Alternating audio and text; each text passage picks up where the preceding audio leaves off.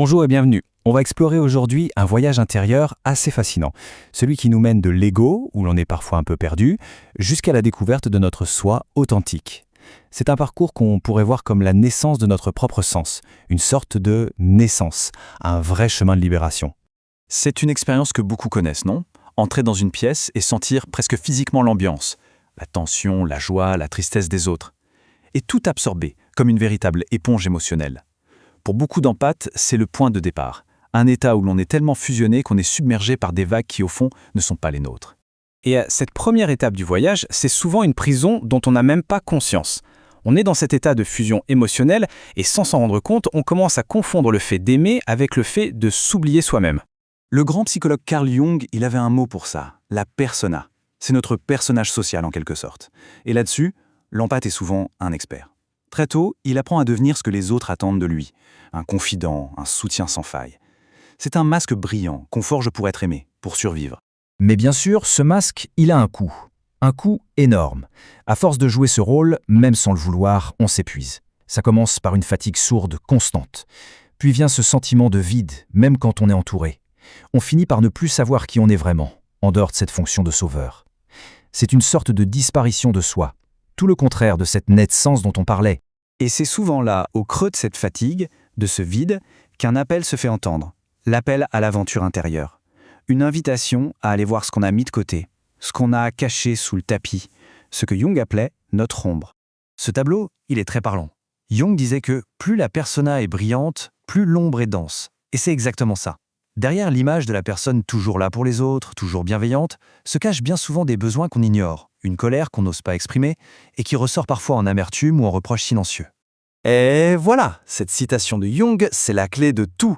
La vraie transformation, elle ne vient pas en faisant semblant que cette part sombre n'existe pas, elle vient en osant la regarder. L'ombre ne fait pas de nous une mauvaise personne, au contraire, elle fait de nous un être humain entier, complet. Alors, comment elle se manifeste, cette ombre ? Le plus souvent, c'est par la projection.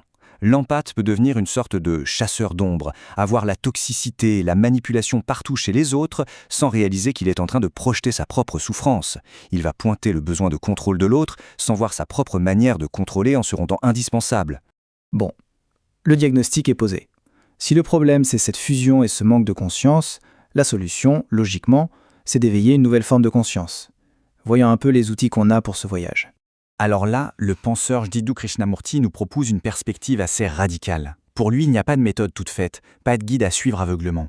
Le chemin, c'est l'acte même de regarder, d'observer par soi-même. La vérité, ce n'est pas une destination qu'on atteint, c'est une présence qu'on découvre, ici et maintenant. Et son outil principal, c'est cette fameuse observation radicale. Qu'est-ce que ça veut dire concrètement ? Simplement regarder ce qui se passe en nous. La peur qui monte, la jalousie, la colère, mais le faire sans juger, sans chercher d'excuses, sans condamner. Krishnamurti va même plus loin. Il dit qu'il n'y a pas de séparation entre celui qui observe et la chose observée. Dans ce regard direct, la lumière se fait toute seule. De son côté, Jung nous propose une sorte de carte du territoire. Première étape, intégrer l'ombre, l'accueillir. Ensuite, dissoudre la persona. Attention, ça ne veut pas dire devenir égoïste, mais arrêter de croire qu'on est ce rôle. Puis, dialoguer avec son monde intérieur. Et enfin, la réalisation de soi. Agir depuis un centre stable où on peut être connecté aux autres sans se perdre. Ce processus, on s'en doute, n'est pas une promenade de santé. Il mène quasi inévitablement à un point de rupture, le moment le plus intense du voyage, une sorte de mort symbolique de l'ancien moi, ce que certains appellent la nuit noire de l'âme. Il y a ce moment, oui, où le masque craque, le rôle qu'on jouait ne fonctionne plus. C'est un véritable effondrement intérieur, on perd tous nos repères, et c'est terrifiant. Mais cette chute, c'est l'étape la plus importante, car c'est dans ce vide que quelque chose de neuf, de vrai, peut enfin naître. C'est le moment précis de la naissance. Cette comparaison illustre parfaitement le changement. On passe du guérisseur blessé, qui aide surtout pour se sentir utile, pour combler un manque en lui, à l'empathe conscient. Lui, il n'a plus besoin d'être nécessaire pour exister. Son aide devient un choix libre, une offrande et non plus une stratégie de survie. Il peut voir la douleur de l'autre sans s'y noyer. Le philosophe Jean-Yves Leloup résume ça de façon magnifique. On abandonne la quête de la vérité avec un grand V, des dogmes, des certitudes, pour entrer dans l'expérience d'être vrai, simplement, à chaque instant. Il s'agit d'être en accord avec soi-même, pas de posséder une théorie sur le monde. Et cette authenticité, eh bien, elle ouvre la porte à une toute autre manière de vivre, une existence beaucoup plus libre, vécue depuis un espace de grâce intérieure. Cette citation d'un vieux mystique est d'une poésie incroyable. La rose, elle est là, elle fleurit.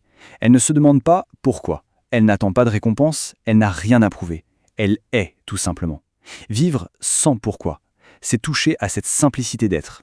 Aimer sans pourquoi, c'est ça le cœur du sujet. Quand on aime quelqu'un parce qu'il est intelligent, beau, drôle, cet amour est fragile, conditionnel. Mais quand on aime sans parce que, juste pour le fait d'aimer, alors on touche à la gratuité, à la grâce. C'est la beauté qui se donne, sans rien attendre en retour. Et cette perspective, elle change même notre rapport à la mort. Le loup nous le rappelle, le contraire de la mort, ce n'est pas la vie, c'est la naissance. En fait, il y a la vie qu'on a, notre biographie, qui a un début et une fin, et il y a la vie qu'on est, cette conscience, qui elle est éternelle. Dans cette vision, la mort n'est plus une fin, mais un retour à cette dimension en nous qui est hors du temps. Pour conclure, voici une question qu'on peut garder avec soi. Chacun d'entre nous est une expression unique de la vie, de l'amour. Il ne s'agit pas de se comparer, mais de découvrir son propre parfum, sa propre note dans la symphonie du monde. Quelle est cette tâche, cette manière d'aimer que nous seuls pouvons accomplir ? C'est peut-être là, finalement, que se trouve le sens de tout ce voyage.